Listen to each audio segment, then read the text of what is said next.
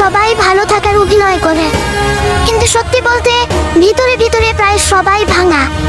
কেউ ফ্যামিলি প্রেসারে চুপ হয়ে গেছে, কেউ প্রিয় মানুষ হারিয়ে বদলে গেছে, কেউ হাজার মানুষের মাঝে থেকেও একাকিত্বে ডুবে আছে।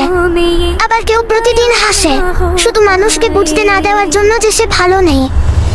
এই জেনারেশনের সবচেয়ে বড় সমস্যা জানো, এখানে মানুষ অনুভূতি লুকাতে শিখে গেছে, কারণ নিজের কষ্ট বললেও কেউ বুঝতে চায় না। সবাই শুধু জাজ করতে জানে। যে ছেলেটা রাতে ঘুমায় না, হয়তো সে ভবিষ্যৎ নিয়ে ভয় পায়।